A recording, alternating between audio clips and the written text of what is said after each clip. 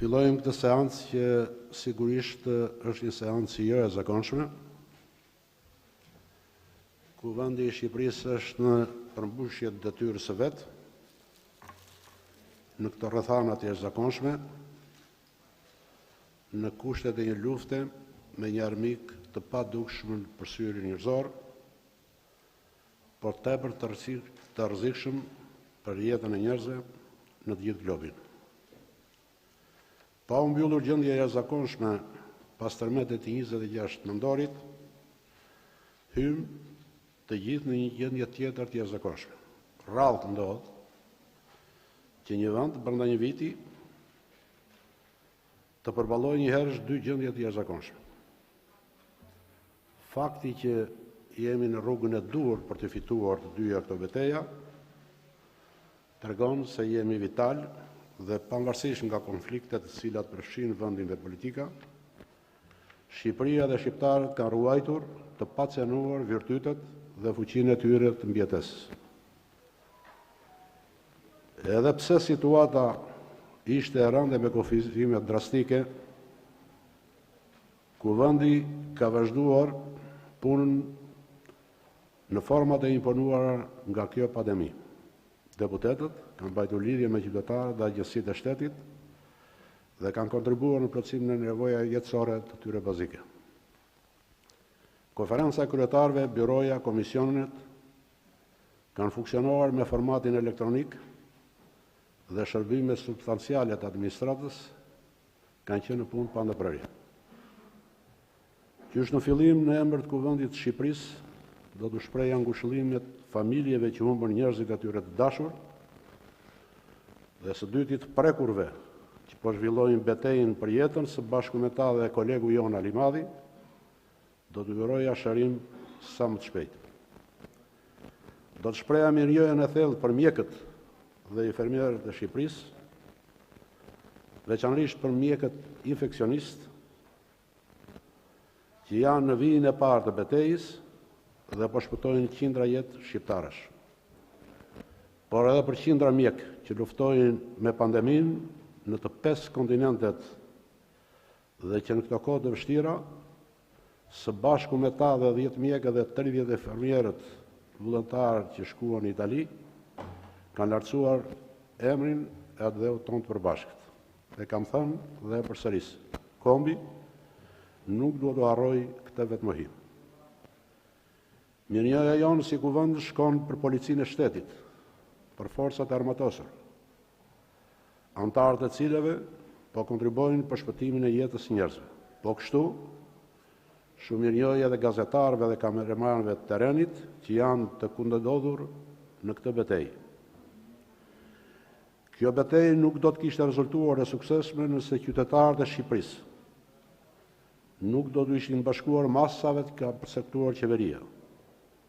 Të gjithë ata, por sidomos të mbëshuarët, meritojnë mirënjohjen tonë të veçantë.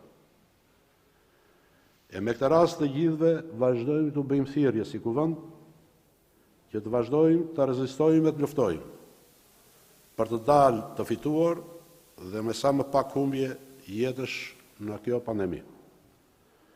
Do të falënderoja njëkohësisht dhe të gjithë deputetët që mirëkuptuan vendimin e Byros së Kuvendit për përgjysmimin e pagës së tyre për një periudhë tërmujore.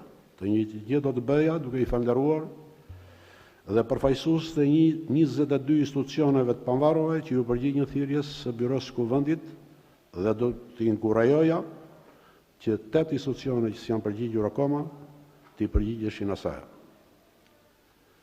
Kuvendi vlerëson shumë pozitivisht punën e Komitetit Teknik të qeverisë në tërësi, po veçanërisht kryeministrit, të cilin e vlerësuan këtë situatë si një situatë lufte dhe morën masa radikale mbrojtëse, të cilat rezultuan tepër të suksesshme. Kam bindje se këtë vlerësim e ndajmë shumica e qytetarëve të Shqipërisë.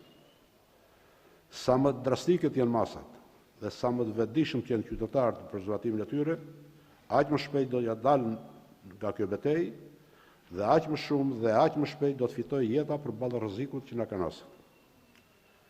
Të dashur qytetarë të Shqipërisë, të nderuar kolegë, pandemia e koronavirusit Tregoi se globalizimi është një proces kontradiktor, progresiv dhe emancipus, për nga avantazhet dhe nga të mirat që krijon për njerëzimin, por edhe me rreziqe jo thjesht hipotetike, por shumë reale.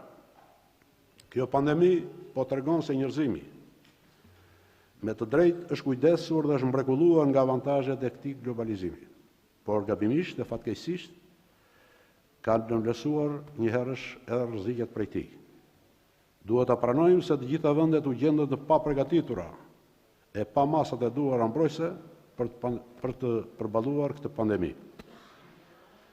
Koronavirusi i dha botës një mësim që duhet ta lexojmë të gjithë me shumë kujdes. Polet vendimarrëse të globit ishin ambientuar me faktin se efektet dhe pasojat e këtij globalizimi godisnin në mënyrë asimetrike. Ekonomitë prodhuese dhe konsumatorët e mëdhenj njëkohësisht dhe ndotësit më të mëdhenj të natyrës dhe të mjedisit përfitonin sigurisht më shumë në efektet dhe goditeshin më pak prej pasojave të saj. Ndërsa vendet e vogla në zhvillim dhe me burime të kufizuar dhe financiare siç është edhe vendi ynë, sigurisht përfitojnë më pak nga këto efekte, por që vuajnë njëherësh më shumë nga pasojat e tyre. Koronavirusi e ndryshoi këtë rregull, i goditi të gjithë me sa mundi, pa dallim. Dhe fati fitores me të, me sa po shohim, varet jo nga niveli i teknologjisë, as nga pasuria apo masia e shteteve, por nga shpejtësia dhe nga thellësia e masave mbrojtëse.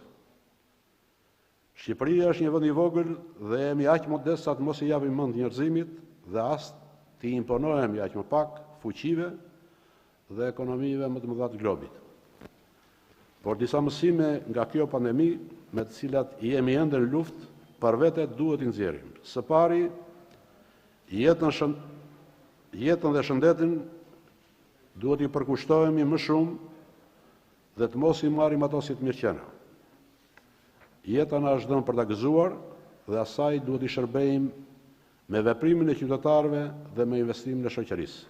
Prandaj shëndetësia duhet të përbëjmë më shumë se deri tani një prioritet qeverisjes dhe investimit ton politik kombëtar.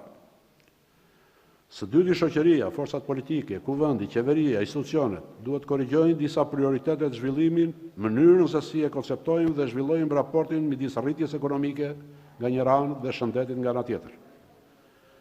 Politika tona duhet ta bëjnë të qartë se shëndeti i popullsisë është qëllimi madhor i rritjes ekonomike dhe jo një ushqys në shërbim të tij. Të zhvillojmë ekonominë për të garantuar shëndetin e qytetarëve dhe jo të vëmë shëndetin e qytetarëve në funksion të rritjes.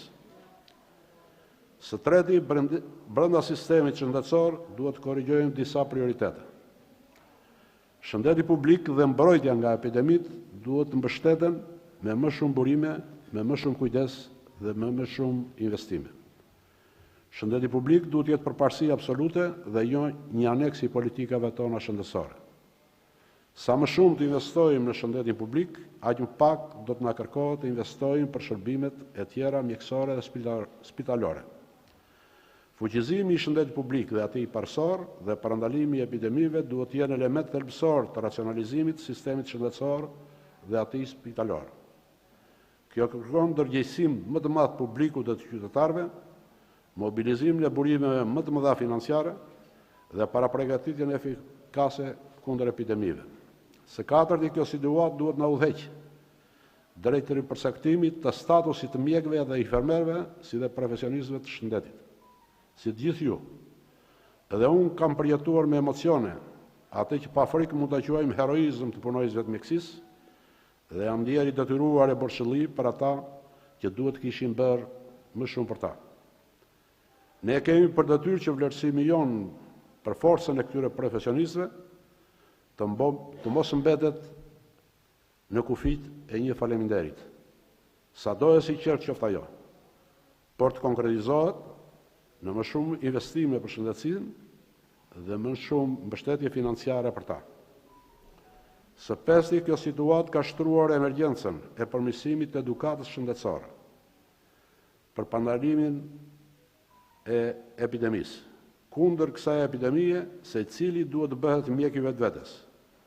por detyra jonë është krijojmë kushte dhe të hartojmë programe shkollore që çdo qytetar të bëhet i tillë, ashtu siç shtruam nevojën e edukimit antizizmik pas tërmetit të 26 nëntorit. E gjashta situata pas kësaj pandemie mund ta shndrojmë në një oportunitet kombëtar. Shanset janë që të dalim nga kjo pandemi si një ndër vendet më të sigurta të planetit. Kjo mund sjell një qasje të re të vendeve të zhvilluara për të investuar në vendin tonë dhe ne duhet mendojmë për politika agresive për tërheqjen e këtyre investimeve. Këto mendime si dhe propozimet tuaja ju ftoj të bëhen objekt të reflektimit të punës komisioneve dhe të përkthehen në akte ligjore apo përmirësimin e tyre, gjë të cilën do ta bëjmë edhe në këtë seancë të ditës së sotme. Në këtë mënyrë do të ndërtojmë disa diga mbrojtëse të shëndetit popullatës nga epidemitë dhe nga rreziqet natyrore të ndryshme. Punë mbar dhe faleminderit.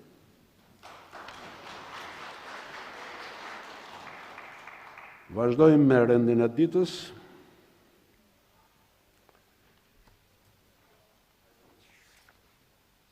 Si që dini, kemi ndryshimet e rregullores kuvendit, aktet normativ të qeverisë po i lexoj gjitha një për një nga ai me numër 2 deri tek ai me numër 13. Projekt ligji për ndryshime në kodin penal, projekt ligji për prokurimet fushën e mbrojtjes, 2 dekrete për rishqyrtim ligji, 3 marrëveshje të IPA-s dhe 2 projekt vendimet për zgjatjen e afatit Komisionit Hetimor për presidentin dhe Komisionin për reformën zgjedhore. Fillojmë pa humbur kohë.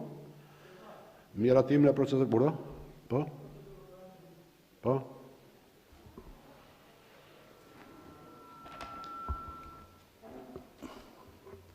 Spari, rendi ditës, si pas nenit 27, fraksion 1, pika 3 rregullores, duhet shpallet 48 orë minimalja për para datës seancës.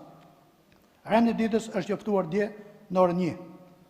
Së dyti, neni 69 pika 3 thua se gjitha projekt ligjet nuk mund të fillojmë pa kaluar paktën 2 javë për të shqyrtuar.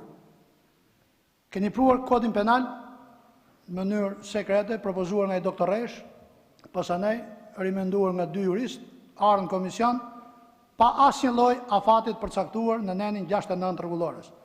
E keni mbështet atë në nenin 28 me projekt ligje në procedurë të përshpejtuar. Neni 28 e ka ndaluar kategorikisht atë që përcakton neni 81.2 i Kushtetutës së Republikës së Shqipërisë që ligjet e cilësuara të futen me procedurë të përshpejtuar në kuvend përveç shpalljes gjendjes së zakonshme. Nuk e di se çfarë unzit dhe pse e keni me kaq ngut këtë kod që është hartuar 95 dhe ka 25 vjet nga gjithë ata që kanë qenë aty përpara, arnohet vetëm e vetëm që t'i vi mirë e t'i rëndoj ana nga krahu i tij. Kam vërejtje për nenin 48.3 që nuk është zbatuar i rregullores kuvendit. Thuhet kur konferenca e kryetarëve e çmon të nevojshme për një çështje konkrete do të ketë limit kohor për të folur. Jo për gjithë seancën dhe për 23 çështje ne të kemi një kohë shumë pak në krahasim me atë që deputetët, sidomos pjesa e opozitës, dhe nuk flas për ato opozitë që luajnë kokën kur flet i madh i juaj, as që frikojnë durët, as durët rokasin, ngjelet nuk ju falenderoj, por ata që nuk janë dakord me çfarë ka bë kjo majoranca juaj. Nëse për i çështje të caktuar do të vendose afat kohor, do të isha dakord. Po të shqyrtohen 23 pika. Dhe e gjithë të 3 grupet, që grupe artificiale mund krijojë Taulanti, i ka numrat për 11 grupe parlamentare me ata, dhe mund ta ndaj kohën me 11 grupe të 78 deputetëve. Por koha ndahet mes pozitës dhe opozitës. Ke 10 deputetë ardhur nga listat e LSI PD këtu, që non stop nga dita që janë këtu votojnë për Taulantin. E nuk mund të ndaj vash në opozitë, as na cakton ti se kush është opozita. Ndaj për gjitha këto, unë kërkoj që është shkel edhe rregulloria e kuvendit, edhe procedura për të funksionuar normalisht kjo seancë. Pra futja e ligjit, ndalja e rendit, masi kish kalu afati, dhe përcaktimi kohë e kufizuar. Nëse do të vazhdohet me këtë kohë, ky parlament kthehet në modelin e Haxhilleshit 84-19, ku vinë vetëm për duart trokitur dhe për të noterizuar çfarë thot kapoja i partisë së pushtetit të radhës. Ju falenderoj.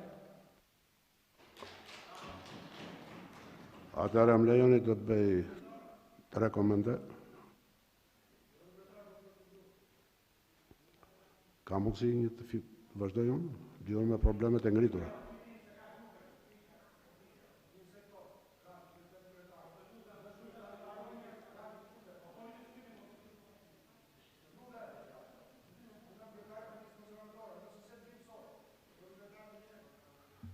Këtu nuk janë mbledhje e kryetarëve të partive, të lutem.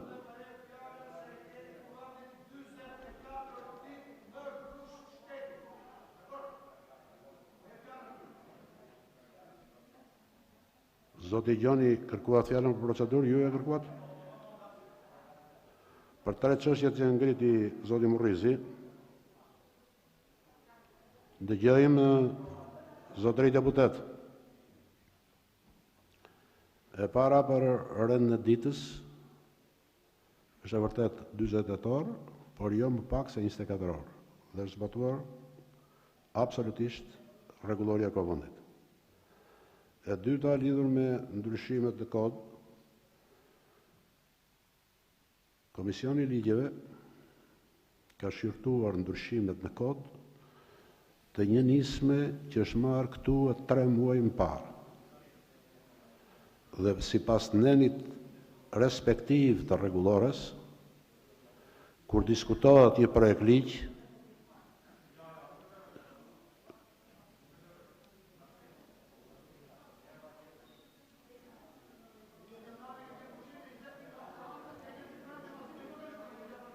Zoti Murrizi, do dëgjojmë, domethënë, më lejo të jap shpjegimet. Pra, çdo deputet kur diskutohet një projekt ligj ka drejtë të bëjë amendime. Dhe deputetja ka qenë në zbatim të rregullores, ka depozituar në Komisionin përgjegjës si është ai ligjeve amendimet përkatëse. Së treti megjithëse se ka qenë 2 amendime, për këto amendime e cila ka zgjatur mbi një javë, është bërë një konsulencë e gjarë me 14 institucionet të cilët janë përgjigjur me shkrim dhe mbi 30 organizatat shoqërisë civile. Të cilat vërejtjet e tyre, siç do të marrë kohën e duhur kur diskutohet, janë adresuar të gjitha shqetësimet e tyre. Për sa i përket që çfarë ka për emergjencë, pikërisht kjo nisëm është në funksion të kësaj emergjence për cilën kemi dhe për këtë kohë. Jo për atë kohën që luftojmë të na vijë. Vetëm për këtë kohë. Së treti lidhur me kohën, është brenda rregullores së Vendit, konferenca e kryetarëve është mbledhur, ju jeni antar i konferencës së kryetarëve. Konferenca e kryetarëve ka pranuar që debati për arsye të situatës që jemi në kushtet e jashtëzakonshme të ketë me kohë të kufizuar. Duhet u njoftoj Vendin se jemi referuar të gjitha përvojave, se të gjithë janë ndodhur në një situatë të papritur. Zotja Meta, lutem.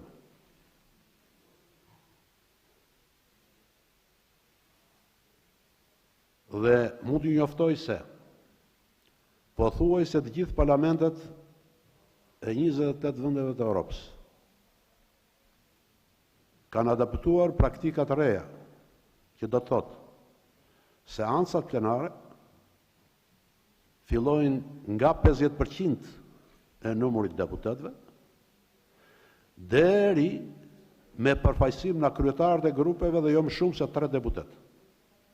Ashtu si kurse kanë adaptuar votimin elektronik, apo votimin e deleguar duke votuar kryetari i grupit në emër të gjithë grupit. Prandaj në qoftë se duhet kuptojmë dhe të vlerësojmë që janë kushte të jashtëzakonshme, prandaj bëjmë dhe ndryshimet e rregullores që gjithçka ta kemi të mbështetur rregullore. Prandaj kur flasim dhe kërkojmë zbatim të rregullores, unë i mirëkuptoj, i vlerësoj ato, por në kohën dhe në momentin tjetër të një situate të jashtëzakonshme, do të mbështesja atë pretendimet e zotit Murrizi. kurse sot jemi në një situatë jashtëzakonshme. Zoti Gjoni për procedurë. Faleminderit zoti kryetar. Unë kam marrë pjesë në cilësinë e deputetit dhe të antarit zëvendësues në mbledhjen e Komisionit Ligjeve këto 2 ditë e fundit, se tani sfundmi u diskutua futja e kodit penal ose futja e amendamentit të fundit të zonjës Bode të kodit penal. Zoti kryetar, amendamenti i zonjës Bode nuk ka asnjë lidhje me propozimet e zonjës Gjermeni dhe zonjës Bushka në janar. Asnjë lidhje. Propozimet e 2 zonjave deputete të nderuara në janar lidhen me dhunën në familje, të cilat unë të paktën personalisht i mbështes. Dhe nuk besoj që ka deputet që nuk mbështet ashpërsimin e kodit penal për ata që dhunojnë gratë apo fëmijët apo familjet e tyre. Por futja vjedhurazi dhe në mënyrë tinzare, dashakeqe, në mënyrë represive e një amendamenti duke keq përdorur një deputete të nderuar mjeke që është nga më të urtat dhe nga më të pak folurat dhe në parlamentin shqiptar zonja Bode, lutem, nga më korrektet, nga një nga njerëzit më me integritet, keq përdorimi një zonje të nderuar zoti kryetar, ju lutem më lini të shprehem, edhe njerë, të lutem. Keq përdorimi i një deputete zoti kryetar, ju lutem, lini ta mbaroj. Keq përdorimi, edhe njerë, unë kam të drejtën e shprehjes. Keq përdorimi që po i bëhet një deputete e kolege, grua, në këtë parlament, për të ndryshuar kodin penal, për t'i trajtuar qytetarët shqiptarë si kriminal, pa konsultim publik. Një minutë, ju lutem, na lini të flasim, ju lutem. Atëre... Ju lutem, zoti kryetar, nuk ka pas... Të lutem, zoti Gjoni, një minutë. Zoti Gjoni. Po e mbaron, po je për procedurë dhe nuk po flet për procedurë. Të lutem, mbyllet është, hajde. Atere, po në mbyllje, zoti kryetar, amendamenti i zonjës Bode, ju lutem, a mund të mbaroj një fjali kam? Ju lutem, kryetar.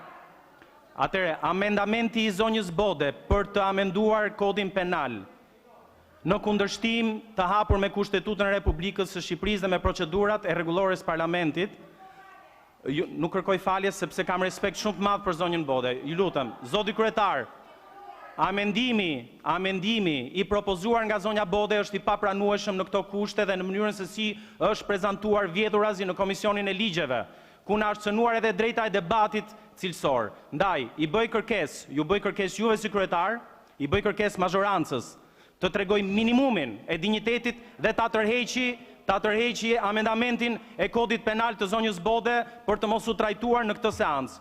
I bashkohem totalisht zotit Murrizi për të respektuar rregullora dhe procedura dhe Kushtetuta e Republikës Shqipërisë në ato çështje që ne trajtojmë në rendin e ditës. Rendi i ditës nuk mundet të trajtoj sot amendamentin e zonjës Bode, na jepni shansin që ne si opozit të mbështesim amendamentet e zonjave të nderuara për dhunën në familje. Ndryshe është e pamundur që ne t'i mbështesim këto. Faleminderit.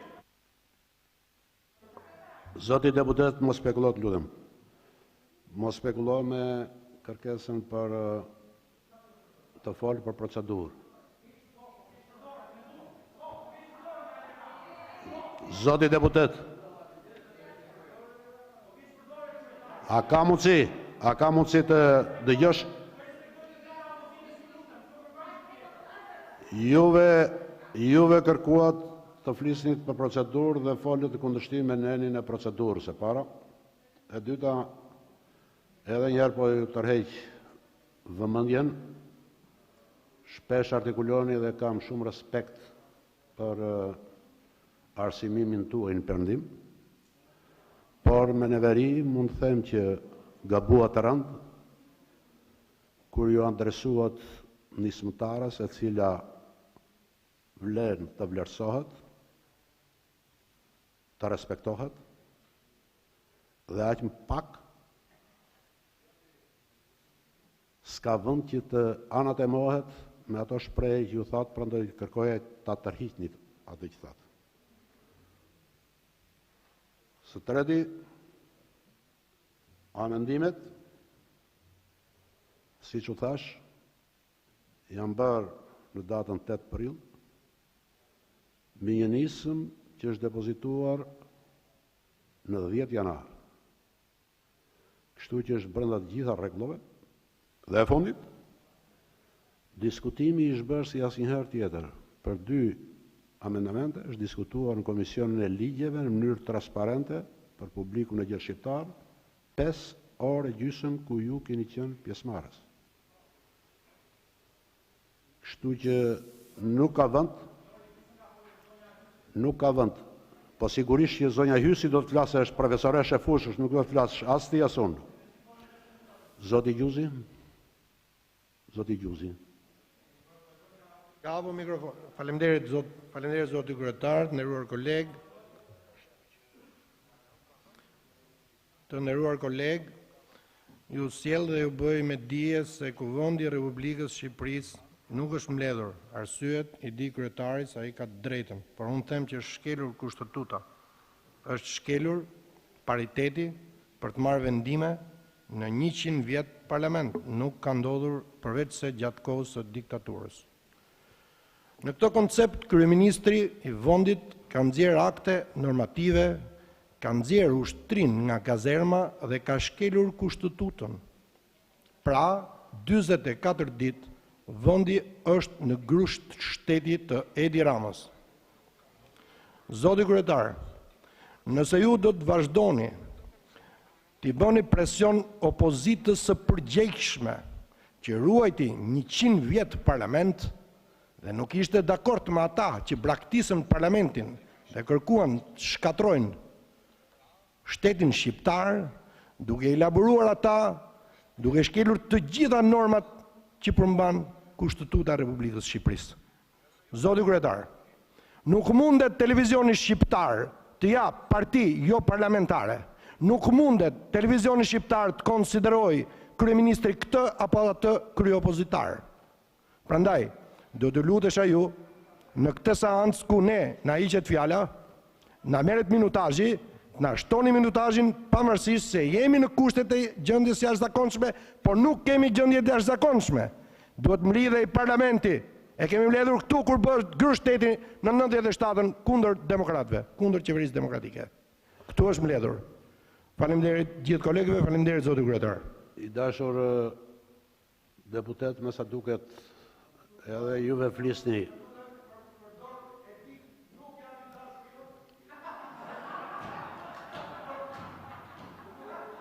Ma kërkon etika dhe njerëzillëku, se mire ke që ndoshta nuk e meriton të jesh i dashurim, por nuk e të drejt të thuash që aktet normative janë kundërshtim me Kushtetutën, janë brenda të drejtës kushtetuese të qeverisë.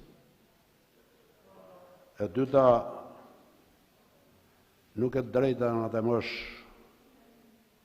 vakacën e detyruar nga situata e gjendjes jashtëzakonshme të parlamentit, biles më duket se të thash, por duhet të punosh më shumë që të kuptosh se që kanë bërë parlamentet e tjera të vendeve tona më të zhvilluara, duke filluar që nga Kongresi Amerikan,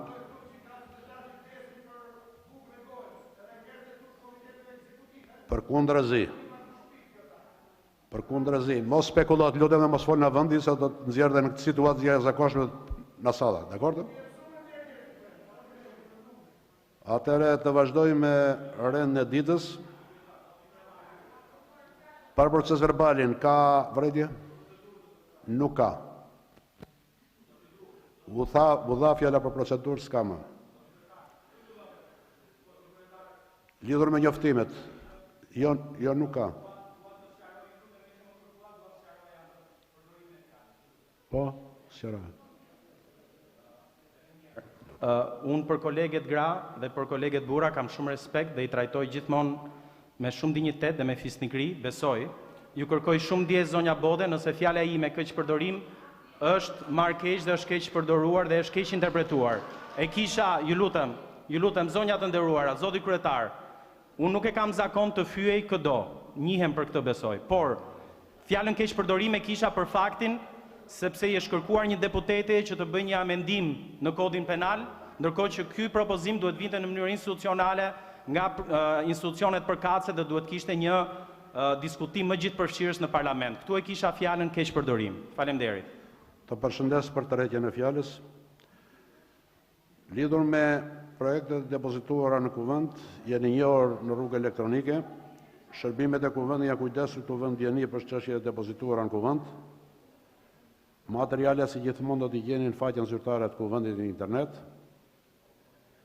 Kalojmë tek çështjet bazuar në vendimin e konferencës kryetarëve, siç u thash, dhe siç jeni ndjeni, konferenca e kryetarëve ka vendosur që debatin ditën e sotshme të bëhet me kohë të kufizuar, 2 orë, në mënyrë proporcionale për gjitha grupet dhe deputet të pavarur. Grupet kanë depozituar emrat e tyre. Së treti është gjykuar dhe vlerësuar për arsye të mos popullimit të sallës dhe shkurtimit të kohës, votimi të bëhet nominal me flet votimi. Prandaj shërbimet e kuvendit do t'u pajisin pas pak me flet të votimit, kështu që ndërkohë që do të zhvillohen diskutimet, mund të plotësohen në mënyrë të pavarur, me qëllim të shkurtojmë këtë kohë. Shërbimet e kuvendit do të zhvillojnë procedurën në kujdesin e sekretariatit për votimet. Deputeti në çdo kohë mund ta hedhë fletën e votimit në kuti. Fillojmë me çështjet e rendit ditës. Shërbimet e kuvendit ju kanë dërguar me anë të postës elektronike të gjithë dokumentacionin që kemi për shqirtim sot. Njëkohësisht dokumentacioni shpërndar edhe në sistemin elektronik që keni deputetët që janë të vendosur në platet, na falen deputetët që janë në lozhat përkatëse që nuk mundet t'i kenë, kanë lëvizur nga vendet e tyre. Lidhur me pikën e parë, ndryshimet e rregullores, propozimet janë diskutuar në konferencën e kryetarëve dhe në këshillin e rregullores të mandatave dhe imunitetit dhe nuk ka të regjistruar për diskutim. Kalojmë tek aktet normative sipas listës së diskutimeve për aktet normative për të cilat është rënë dakord në konferencë. Do të diskutohen të gjitha së bashku. Fjalën e ka Ministria e Shëndetësisë, zotënja Manastarliu, 5 minuta.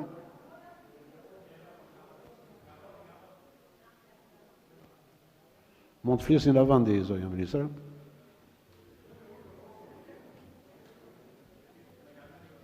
Mund të flisni ulur.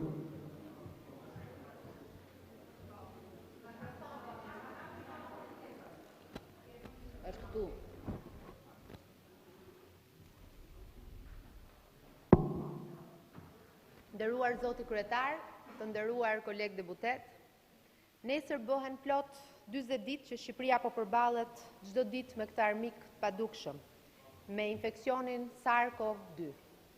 Ndërkohë që të gjithë vendet po përballen me këtë krizë globale shëndetësore tashmë prej javësh.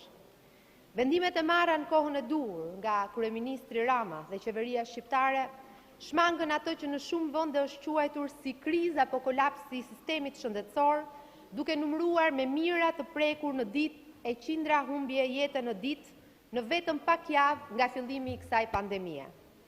Në këtë luftë, shembulli i përsosur i luftëtarëve kanë qenë shumica e qytetarëve që kanë treguar me vepra një rezistencë të shkëlqyer, durim e kurajut pa shembull në përballje me këtë armik, duke u mbrojtur e duke mos i lënë kohë të infektonte në masë e të na përballte me katastrofën e mira të prekurve e më shumë se qindra jetëve të humbura. Ndërsa heronjtë tanë, ata në vijën e parë të kësaj përballje janë mjekët, infermierët, epidemiologët, punonësit e urgjencës kombëtare, që me sakrificë e vetmohim janë aty çdo minutë të ditës, çdo ditë të javës, në vijën e parë të zjarrit me COVID-19. Sa herë më jepet rasti, do dua t'i falenderoj dhe t'i shpreh mirënjohjen maksimale. Sot Shqipëria konfirmon 518 të prekur nga COVID-19, ose 10.7% e rasteve të testuara pozitive në më shumë se 4.800 testime të kryera. Një raport ky pranuar nga Organizata Botërore e Shëndetësisë për testimin, gjurmimin dhe izolimin e rasteve të dyshuara. Personeli mjekësor është testuar pa ndërprerje si një grup risku.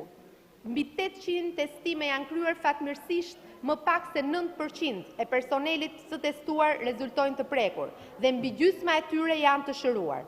Do të vijojmë të mbrojmë mjekët duke garantuar testim dhe mbrojtje për ta. Në 2 spitalet COVID-1 dhe COVID-2 në Tiranë, aktualisht vetëm 14% e kapacitetit janë të zënë, po përballemi ende me raste të rënda të prekura nga ky virus. 12 pacientë janë në terapi intensive dhe 4 prej tyre në frymarrje të drejtuar. Nuk kemi patur asnjë mungesë deri tani në terapi mjekimi dhe mbështetje logjistike me materialet mbrojtjes personale dhe po ashtu me aparaturat nevojshme siç janë respiratorët. Lajmi inkurajues është se numri i shëruarve prej 5 ditës rezulton të ketë kaluar numrin e të infektuarve aktiv. Kjo është një shenjë e mirë, krahasuar edhe me vendet e rajonit dhe më gjerë, por ende nuk është koha për bilance, se ende jemi në kushte të vështira dhe lufta nuk ka mbaruar. Asgjë nuk ka mbaruar, por me shifrat që disponojmë deri në këto momente, në këto 40 ditë, në masa të rrepta, kemi arritur të sheshojmë kurbën epidemike, të gjurmojmë hartën e kontakteve të personave dyshuar dhe të trajtojmë çdo rast që ka patur nevojë për kujdes spitalor. Puna në terren nuk po ndalet për të gjurmuar e izoluar çdo rast që të kufizohet sa më shumë të jetë e mundur ndërprerja e zinxhirit të infeksionit.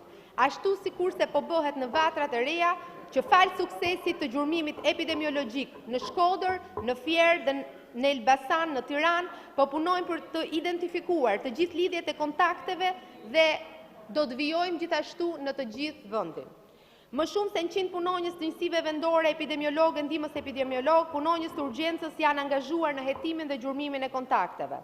Sfida pas javës të 6 të kësaj epidemie është faza e 2 e strategjisë për rihapjen e kujdesshme, hapat e së cilës do të varen edhe nga dhënat e kurbës epidemiologjike, por edhe nga kapacitetet tona monitoruese dhe ato të sistemit shëndetësor.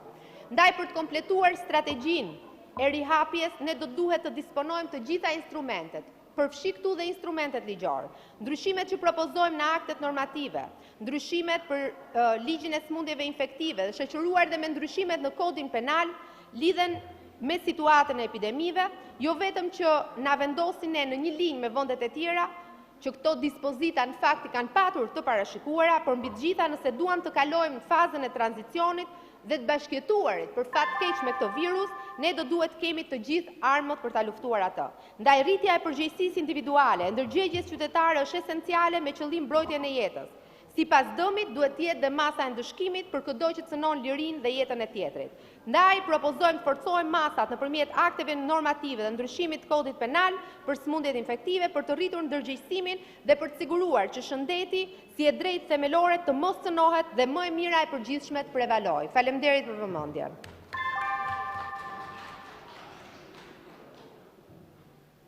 Faleminderit zonja ministre.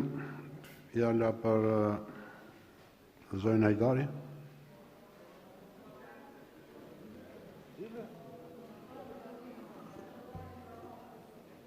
Zonja Hajdari.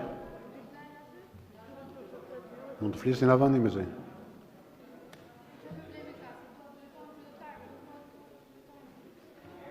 Qytetarëve u drejtohesh në të duhesh, po megjithatë ti mund të flasësh, po ne për mbrojtjen e shëndetit tuaj flas. Mund të flasësh në të duhesh. Kamerat në zjerë për balës.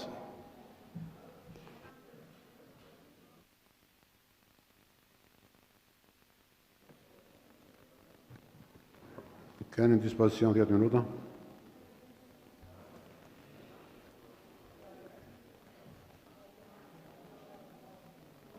Më falni një sekond. Dua në rast të parë të falenderoj mjekët, infermierët, forcat e rendit, punojësit e shërbimeve mjekësore që po punojnë ditë e natë për t'i ardhur në shërbim qytetarëve sot, po ashtu dua të falenderoj nga zemra punojësit e subjekteve private, siç janë punojësit që punojnë në për supermarkete, furat e bukës, njësitë e shërbimeve të ndryshme, por ashtu dhe mediat që dalin çdo ditë për të na informuar. Mbi të gjitha dua të falenderoj nga zemra të gjithë qytetarët që prej momentit të parë ata treguan shkallën më të lartë të kulturës dhe solidaritetit për të kujdesur për shëndetin e tyre, por edhe të njëri tjetrit. Jam shumë krenare për të gjithë ne në këtë kohë të vështirë, po ashtu më lejoni të shpreh solidaritetin tim me çdo familje që është shprekur sot nga ky virus dhe ka humbur një njeri të shtrenjtë gjatë kësaj kohe. Padyshim ju uroj të gjithëve personave të sëmurë, qoftë në spitale apo në shtëpi, një shërim sa më të shpejtë. Çdo ditë lutem që të kemi sa më pak viktima të prekur në Shqipëri, por edhe në përbot. Para se gjithashtu do kërkoja me përullësi të rritet mbështetja financiare e vijës së parë të luftës, duke shprehur minjonin ton të thellë për ta. Sakrificat e tyre duhet të shpërblehen. Për të gjithë ne ata janë përkufizimi i shpresës dhe personifikimi më i lartë i humanizmit njerëzor në rrezikun që ju kanoset. Një krizë e kësaj natyre, në këto përmasa, të bën të reflektosh për gjërat më të rëndësishme në jetë. Por ajo që është më e dukshme gjatë kësaj kohe, përveç vetmisë personale, rëndesës psikologjike që ndjejmë nga pasiguria që na rrethon për të nesërmen, duam apo s'duam ne sy t'i kthejmë nga udhëheqja për të na orientuar gjatë kësaj krize. Ndërkohë që kemi më shumë se një muaj që qëndrojmë të izoluar në shtëpitë tona, ajo që bie në sy më shumë se sa kurrë sot është pabarazia e thellë ekonomike e sociale që është zhytur vendi. Ndërkohë që kryeministri thotë që ti nuk do jesh kurrë vetëm, por në realitet ne sot si qytetarë ndihemi më vetëm se kurrë. Një familje në nevojë, në fakt që deri më sot ka marrë remitanca nga të afërmit e tyre jashtë, ka ndjerë efektet e menjëhershme të pandemisë, sepse ata nuk janë në gjendje t'i japin atyre këto ndihma. Prandaj dhe ata ndihen vetëm sot. Një familje e cila i ka bitë apo bashkëshortët e tyre në emigracion, që shkojnë për punë sezonale, sot ata nuk munden. Nuk munden për të mbajtur familjet e tyre dhe ndihen komplet të braktisur dhe vetëm, më shumë se sa kurrë.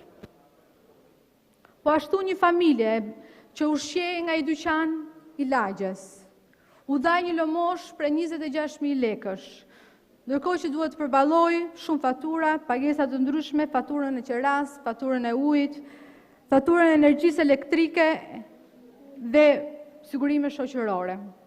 Nuk i mbetet absolutisht asgjë kësaj familje, përveç se të ri vetëm e braktisur nga qeveria. Edhe ju sot jeni vetëm. Po ashtu dhe një familje e cila me pagat e bashkëshortëve që punojnë në një biznes të madh, sot janë pa punë. Nuk paguajnë dot absolutisht asgjë, sepse gjenden papritur me këstin e kredisë të shtëpisë të pashlyer apo detyrime të tjera që duhen t'i paguajnë. Ju e dini fare mirë që sot këto kredi nuk po shtyhen sepse bankat nuk duan t'ia dinë fare se çfarë thot kryeministri. Ju e keni parë mirë që ditët dhe muajt në vijim tregojnë që faturat e energjisë elektrike kanë ardhur më të kripura se sa kurrë. Kryeministri në fakt rrethohet çdo ditë nga projektorët e lukse që harxojnë energji elektrike sa për 20 familje që sot ndodhen në errësirë. Dhe ata ndodhen të vetmuar, të braktisur me këto fatura të dritave, të ujit, të qeras dhe në pamundësi për t'i paguar ato. Por dhe sot, ato familje të reja, të cilat kanë hedhur të gjitha kursimet e tyre në një biznes të vogël, dhe kanë mbyllur sot qepenat, nuk kanë absolutisht një mbështetje. Kanë paguar çdo ditë taksat kokër më kokër, ndërkohë që kredia e tyre vazhdon, kursimet e tyre kanë mbaruar. Ata sot ndihen të braktisur sepse asnjë nuk ja qan hallin.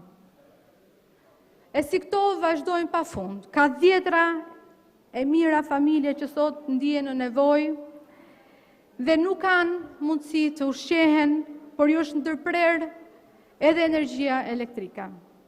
Mund të vazhdoj pafund me shembull familjesh, të cilat janë lënë vetëm në këtë periudhë të vështirë, të braktisur, të vetëm nga qeveria.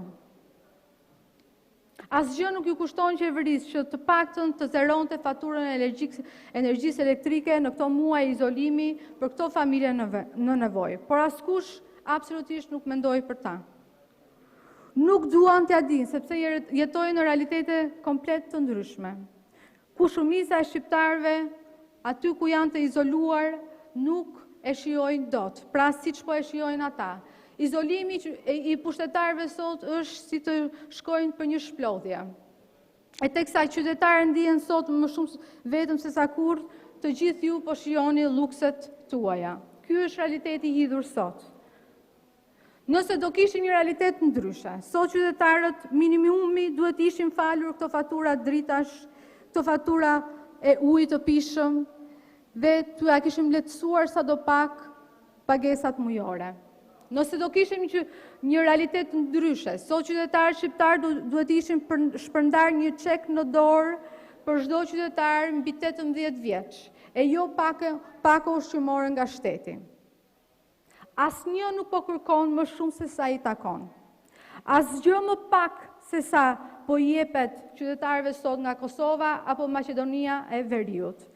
Këto janë dy vende me më pak resurse, por ndërkohë po i ndihmojnë qytetarët e tyre akoma më shumë. Ne jemi një vend me më shumë potencial dhe jemi një vend që duhet t'i vijmë në ndihmë qytetarëve tanë.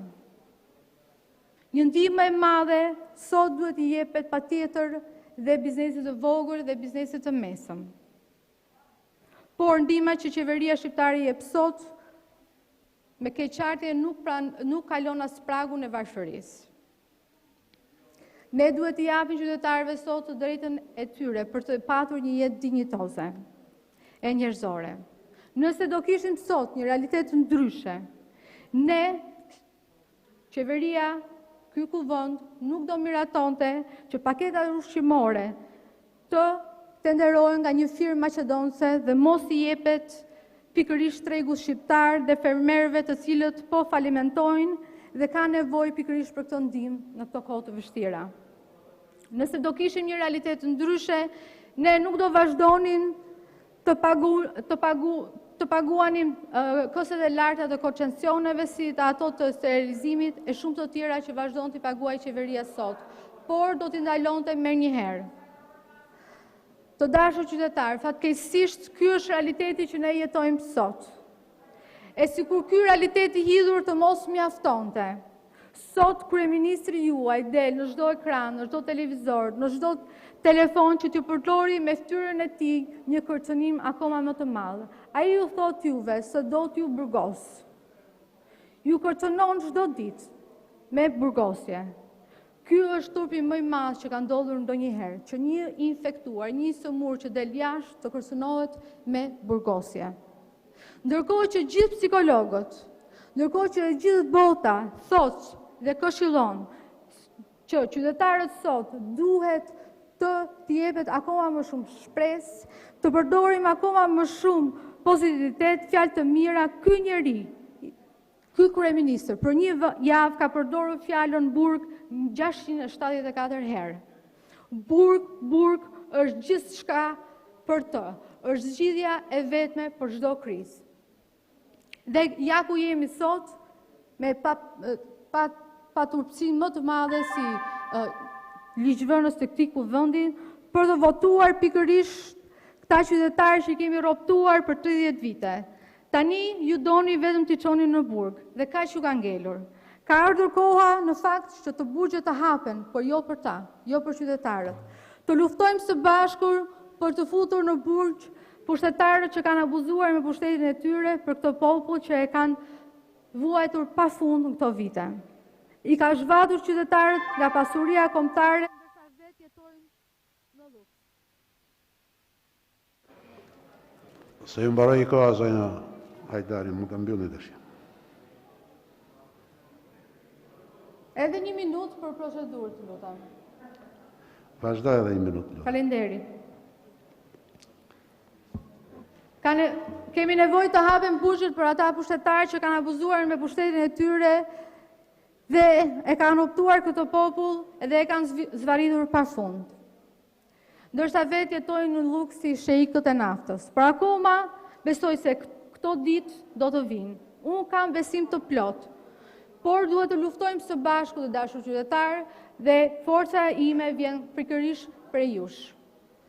Forca e qytetarëve të mi do prevaloj. Do prevaloj sepse e di shumë mirë që qeveria edhe pse i ka lënë vetëm, ata janë më të fortë se kur. Edhe unë besoj fort se ne bashkë do ja dalim. Faleminderit. Faleminderit zonja Hajdari, fjala për Tilda Gjonaj.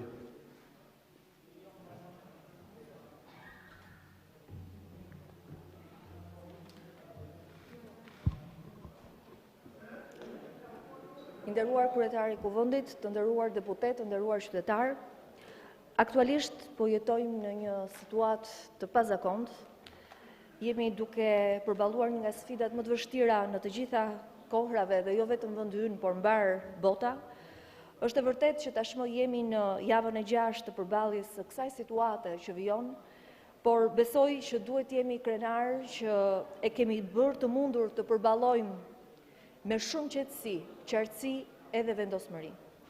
Është fakt i pakontestueshëm që masat e marra nga kryeministri, Ministria e Shëndetësisë dhe qeveria, jo vetëm janë marrë në kohë, por kanë qenë të qarta edhe eficiente. Po ashtu si dhe shumë vende të tjera në menaxhimin e situatave të tilla, nevoja dhe situata emergjente ka diktuar ndërmarrjen e iniciativave legjislative të miratuara. Ashtu si në fushën që mbulon Ministria e Drejtësisë, janë ndërmarrë 3 akte normative që kanë rregulluar në këtë situatë veprimtarinë e disa proceseve në fushën e drejtësisë, të proceseve gjyqësore dhe ekzekutimit të vendimeve. Por gjithashtu një situatë delikate që ka marrë vëmendjen dhe angazhimin maksimal timin të qeverisë dhe gjithë strukturave të Ministrisë Drejtësisë është situata në burgje. Pas një analize të gjitha praktikave të ndjekura nga shtetet të ndryshme, por edhe në përputhje me rekomandimet e organizmave ndërkombëtar në fushën e drejtësisë dhe atyre të burgjeve, miratuam aktin normativ për lirimin e përkohshëm me 3 muaj të dënuarve me rrezikshmëri të ulët, nga i cili kanë përfituar 358 persona. Kjo masë u ndërmor me qëllim garantimin e të drejtave të njeriut nga një anë dhe përgjigjen me masa për përballimin e situatës nga ana tjetër. Pasi lirimi tyre jep mundësinë që të ulë mbi popullimin në burgje dhe të mundsojë një shfrytëzim më të mirë të kapaciteteve që janë në dispozicion. Njësër masa shëndetësore janë marrë në burgje me mjete mjekësore parandaluese, por dhe me kontrole të shtuara nga ekipet shëndetësore për gjithë personat e privuar nga liria, të cilët mbahen në nënvrojtim raste të dyshuara në këtë pandemi, ku padyshim dhe sistemi i burgjeve nuk është imun. Na është dashur që të pezullojmë takimet e të dënuarve me familjarët e tyre, ashtu si dhe zbatimin e një protokolli me masa të posaçme të shtuara sigurie për këtë situatë.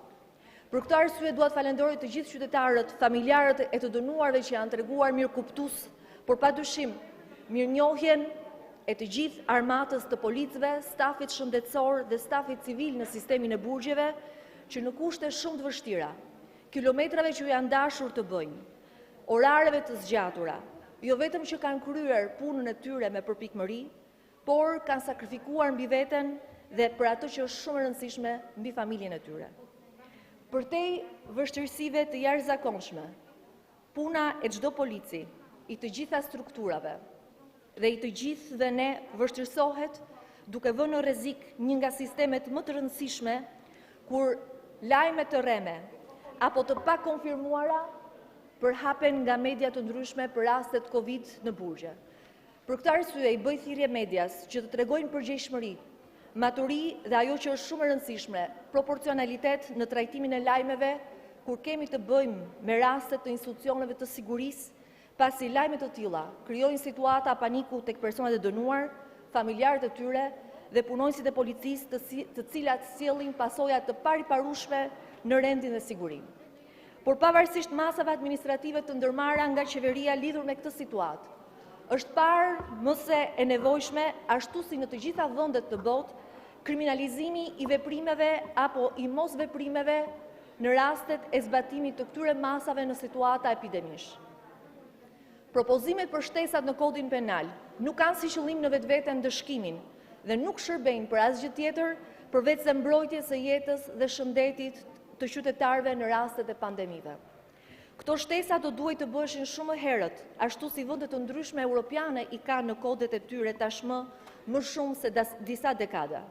Për shkak të kësaj nevoje dhe vakumit ligjor që ekziston në kodin tonë penal, lindi nevoja e plotësimit të tyre. Këto propozime janë sjellë në përmbushje të standardeve ndërkombëtare të Këshillit të Evropës, por njëkohësisht dhe në përshtatje me legjislacionet penale të vendeve të tjera europiane. Të gjitha këto iniciativa legjislative janë nështruar kontrolli parlamentar, por njëkohësisht janë nështruar dhe një procesi konsultimi me aktorë vendas, institucionet shtetërore të cilat gjerasin për t'i falenderuar. Shpreh mirënjohjen për mirëkuptimin dhe zbatimin e masave të marra me kufizimin e veprimtarive të tyre të gjithë noterët, avokatët, ndërmjetësit dhe përmbaruesit. Dhe në këtë situatë tepër sfiduese, ajo çka ne bëjmë është e pamundur të realizohet pa mbështetjen e të gjithë bashkëpunëtorëve, kolegëve ministra.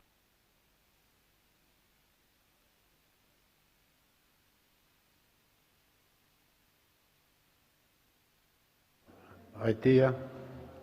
Faleminderit.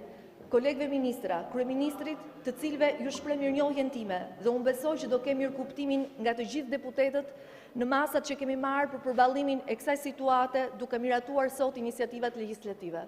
Faleminderit. Faleminderit dhe zonja ministre Gjoni.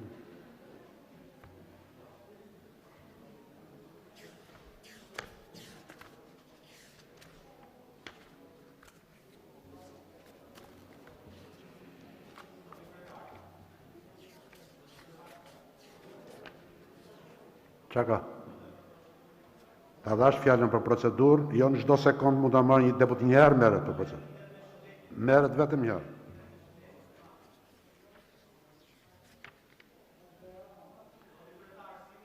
Fjala për Eugen Bojaxhiun. 3 minuta.